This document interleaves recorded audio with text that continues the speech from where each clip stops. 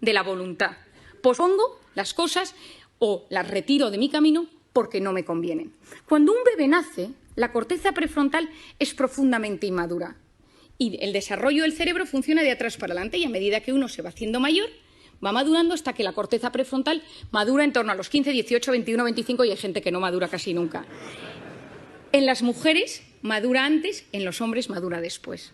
Si la corteza prefrontal se activa en un bebé de tres maneras. Es decir, ¿cómo activas la atención de un bebé? Con tres cosas: luz, sonido y movimiento. Si alguno tiene un bebé o ha tenido un hijo, se da cuenta, de repente el hijo está en su hamaquita, pasa el padre, pasa la madre y gira la cabeza. Presta atención. De repente se enciende una lucecita, presta atención, escucha una música y activa su atención. ¿Qué queremos nosotros con la corteza prefrontal de nuestros hijos? Que a medida que se van haciendo mayor, presten atención a objetos inmóviles, a un profesor, que estén sentados en la salita de espera, que vean una puesta de sol y les guste, que puedan ir a un museo, que puedan leer un libro. Es decir, que no solo se active su corteza prefrontal con la luz, con el sonido y con el movimiento, sino que también sean capaces de prestar atención a una conferencia. ¿Qué pasa si yo le doy a mi hijo una tablet, un iPad, lo que sea, con 6 meses, con 1 año, con 2 años, con 3 años? Y yo se la pongo. ¿Qué es la tablet? Luz, sonido y movimiento. Y el cerebro del ser humano funciona con un mecanismo que se denomina use it or lose it. O lo usas o lo pierdes. ¿Quién de nosotros tiene mejor hipocampo, centro de la memoria, desde que usa Wikipedia? Nadie. Todos se nos atrofió el hipocampo. ¿Quién de nosotros se orienta mejor desde que usa Google Maps para todo? Nadie. Porque nuestro cerebro, cuanto más utilizas herramientas externas, más se atrofian las herramientas internas. Si yo utilizo la corteza prefrontal siempre para estimularme desde fuera, luz, sonido y movimiento, ¿qué es lo que está sucediendo? Que la corteza prefrontal de los jóvenes no está madurando de forma correcta. ¿Y esto qué consecuencias tiene? Seguro que habéis oído hablar del famoso TDAH, trastorno por déficit de atención e hiperactividad. Falta de atención, falta de control de impulsos, corteza prefrontal. 10% de los niños del primer mundo medicados por TDAH. Medicaciones que no son inocuas. Hay veces que son necesarias. ¿Es solo la culpa de la pantalla? No es solo. Pero la pantalla no está ayudando. ¿Por qué? Porque si yo quiero ayudar a que se desarrolle bien mi corteza prefrontal, necesito posponer el uso de la pantalla en los niños. Si nosotros, que somos adultos, que nos educaron sin pantalla en nuestra corteza prefrontal, ya nos damos cuenta que constantemente esto nos alivia, esto nos ayuda, no podemos vivir sin el teléfono, nos damos cuenta que nos lo hemos olvidado y hay un sudor frío por la espalda, que somos conscientes de que lo necesitamos, lo llevamos colgados y a veces incluso algunos pegados en la mano como si fuera un reloj. Imaginemos en niños que tienen su corteza prefrontal en plena fase de maduración. Y necesitamos niños con criterio, necesitamos chicos que sean capaces de saber discernir el bien del mal, de buscar la información. Estamos enamorados de la superficialidad porque no somos capaces de profundizar. El otro día le compré a mi hijo mayor un libro de los 5, que yo supongo que aquí todo el mundo lo ha leído, y me quedé horrorizada. El libro ha cambiado, ya no hay textos descriptivos, solo son una especie de dibujos con textos de aventuras. Y le pregunté, escribí a la editorial y me dijeron: es que nos hemos adaptado a los nuevos tiempos y a la capacidad de lectura que tienen los niños hoy en día. Me quedé preocupadísima. Es decir, no somos ni siquiera capaces de leer. Antes leíamos una novela, la leíamos 2 horas y al día siguiente la retomábamos y nos acordábamos de los personajes. Ahora, durante el tiempo que estamos leyendo, nuestra cabeza está conectada a la pantalla y esto es dopamina y corteza prefrontal. Necesitamos potenciar la corteza prefrontal del ser humano del siglo XXI. ¿Significa que tengo que coger mi teléfono y tirarlo a la basura? Por supuesto que no. Significa que soy yo quien domino el dispositivo y no el dispositivo el que me domina a mí. Es decir, cada vez que yo cojo el teléfono, que se enciende la pantalla, algo está pasando en mi cerebro. ¿Y cuándo cogemos el teléfono? Fuera del plano profesional. ¿Cuándo utilizamos el teléfono? En 2 momentos. Cuando uno está aburrido o cuando uno está estresado. Uno está escuchando una charla, está escuchándome hoy, está de repente, ¿quién no le ha pasado en estas múltiples entrevistas o sesiones por Zoom eternas? Y que uno se da cuenta que no es capaz de seguir el hilo de la conversación y su cerebro le pide el teléfono. ¿Por qué? Porque me estoy aburriendo, me estoy poniendo nervioso porque no me entero bien. Es decir, nuestro cerebro, ante el aburrimiento o ante el estrés nos pide pantalla. Si esto lo hacemos también con los niños y con los jóvenes, ¿qué sucede? Que no estás dejando a los niños aburrirse, y el aburrimiento es la cuna del asombro y de la creatividad. Nadie ha descubierto nada grande en un momento de hiperestimulación, en un momento ajetreado. Unos vieron caer una manzana de un árbol, otros paseaban por los jardines de Atenas. Es decir, si tú quieres crear algo, si tú quieres que te pasen cosas buenas, necesitas ser capaz de frenar el círculo de la hiperestimulación. Y te tienes que empezar a aburrir, porque cuando tú te aburres o dejas que tu hijo se aburra, pasan cosas en el cerebro. Si tú no sabes gestionar el estrés y cada vez que te enfadas con tu marido, con tu mujer, y fijémonos, coges el teléfono, tu hijo te pone de los nervios, coges el teléfono, has tenido un problema con tu jefe, coges el teléfono, porque te alivia, porque fue diseñado para aliviar y conocemos los mecanismos que subyacen al tema, pero entonces ya no sé gestionar la ansiedad. Y ojo, quien no sabe gestionar sus emociones en el siglo XXI lo pasa muy mal. Y si me vuelvo al campo de los niños y si me vuelvo al campo de los jóvenes, el que no sabe gestionar estos problemas acaba con problemas de tolerancia a la frustración. Yo siempre digo que darle a un niño un teléfono es como ponerle un minibar en su cuarto. Es decir, oye, que cada vez que te encuentres mal puedes tomarte un chupito. Porque el cerebro se siente aliviado ante esa carga de estrés. Tenemos que conocer cómo funciona la pantalla, tenemos que conocer cómo funciona el cerebro para entender que es algo bueno, que las pantallas traen cosas muy positivas, pero que tengo que ser yo quien domine el dispositivo y él no a mí.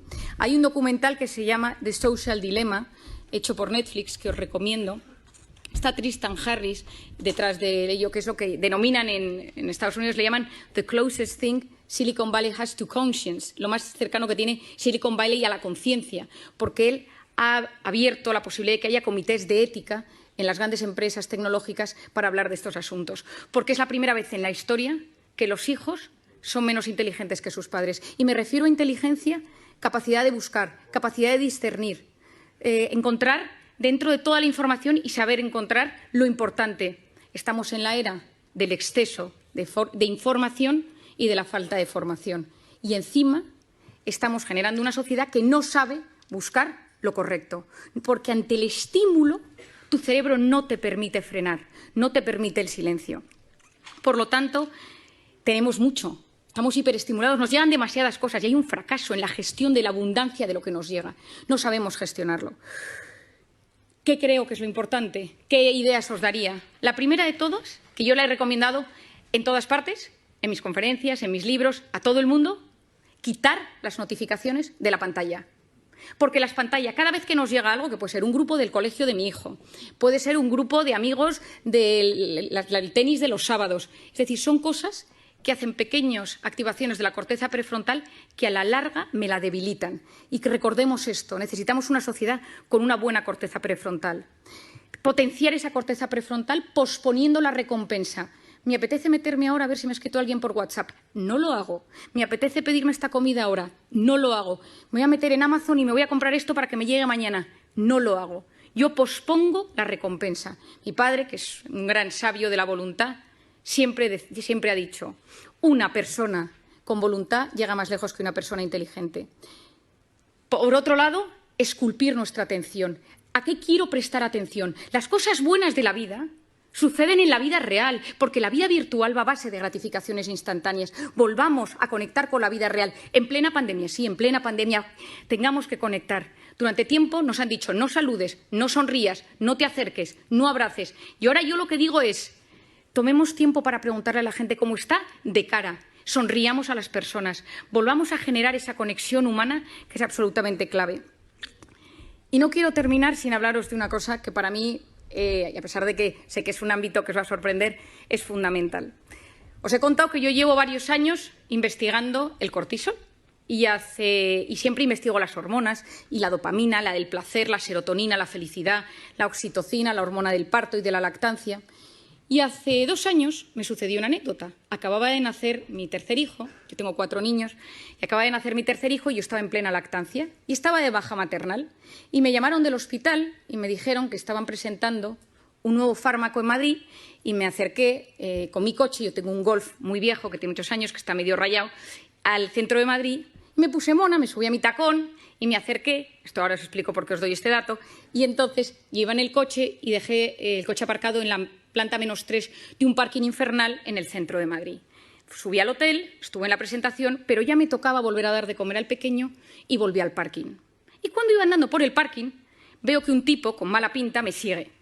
Y entonces empiezo a ver que me sigue, empiezo a andar y digo, ay, que me está subiendo el cortisol. Soy muy consciente de mis cosas y empecé a notar que me angustiaba y que empezaba a no poder respirar y de repente, al lado de mi coche rojo, viejo, rayado, había un cochazo y entonces me dijo, dame las llaves. Y le dije, no, que mi coche es el rojo viejo, que este no es mi coche. Y entonces, en vez de darle las llaves, el móvil, la cartera, todo, me subí al coche, bajé el pestillo y arranqué. No podía respirar, me dio un ataque de pánico y encima era plenamente consciente. Taquipnea, taquicardia, no puedo pensar, corteza prefrontal, se me duerme la mano. Y me conocía todos los síntomas, pero no era capaz de relajarme. Arranqué, salí corriendo del parking y cuando subía por la Castellana, llamé a mi marido casi sin poder hablar, me han atracado por la calle, y entonces, y tal, y mi marido, ¿pero te han secuestrado? No, y me dio encima que se agobia, ¿no? Y yo, no, voy a casa. Y llegué a casa, subí corriendo y la persona que estaba cuidando del bebé me dio al bebé literalmente en brazos. Y entonces yo, corriendo, me lo puse al pecho para que pudiera comer y entró mi marido en la habitación. ¿Pero qué te ha pasado? Y yo, con una calma sorprendente, le empecé a explicar, no, es que estaba en el parking y un tío con mala pinta. Y me dice, Mario, ¿te has tomado algo? ¿Cómo te has relajado? Y digo, tienes toda la razón. Digo, este pico de cortisol tarda 6 horas en bajar. Digo, no es cómo soy capaz. Y de repente me quedé mirando al bebé y dije, ¿y si la oxitocina de la lactancia bajara el cortisol? Y esta me puse nerviosa. Me metí en Internet, me puse a buscar y efectivamente, si estimulamos la oxitocina, bajamos el cortisol. Y entonces me he dedicado estos 2 años a investigar la oxitocina. Como no nos podemos poner a lactar, todos los que estamos aquí, he buscado todas las maneras que existe para que podamos generar oxitocina. Y creo que nos encontramos en un momento de intoxicación de cortisol, de incertidumbre, de caos, de miedo, de reconfiguración, de readaptación, donde hay que potenciar la oxitocina. Es la hormona de la empatía, es la hormona de los abrazos. Lo que funciona son 8 segundos. Yo a la gente la tengo un poco cortada porque la abrazo 8 segundos, que la gente lleva 2 años sin abrazarse, y al tercer segundo le digo, relájate que quedan 5. Abrazos de 8 segundos, bajan los niveles de cortisol. Mirar a alguien a los ojos y escucharle sin teléfono delante. Te escucho y no te juzgo. Estoy a tu lado. Me ilusiono de lo que me cuentas. Dedico tiempo a hacerte feliz. Esto es la oxitocina, es la hormona de los vínculos, es la hormona de lo que yo llamo las personas vitamina. Por lo tanto, en esta sociedad, en este momento donde todavía hay mucho cortisol, donde todavía hay mucho miedo, donde nos estamos adaptando, volvamos a la vida real. Potenciemos la oxitocina de las relaciones humanas y convirtámonos en personas vitamina. Muchas gracias.